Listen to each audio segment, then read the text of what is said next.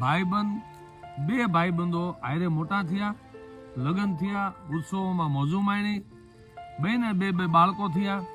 એમાં પરમાત્માને કરવું અને ઘટના એવી ઘટે છે, એક ભાઈબંધ વિદાય લે છે, નાના બાળકો, અને એ મિત્ર એના ઘરે જાય છે, ભાઈબંધના ઘરે. કારણ કે ડુંગર ઉપર દવ બળ્યા, શરીરરૂપી દેહરૂપી ડુંગર એના માથે દવ બળવા માંડ્યો, જેમ લાવા લાગ્યો હોય, અને ખન ખન ઝરે અંગાર.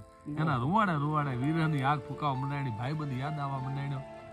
ઘરે જઈ અને બેન ને પગે લાગે છે, બેન વ્યાધિ ન કરતા, ચિંતા ન કરતા, હું તમારો ભાઈ છું, ક્યારે પણ જરૂર પડે હું હંમેશ તમારી હારે છું. બેન, મારો ભાઈબંધ વયો ગયો છે, પણ હું જીવતો છું.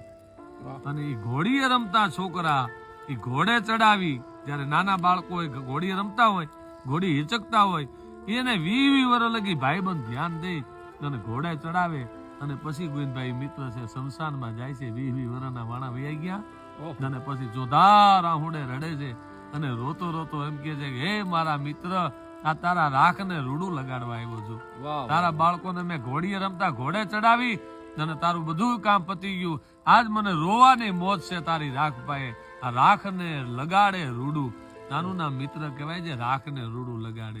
આનું નામ ભાઈબંધ કહેવાય.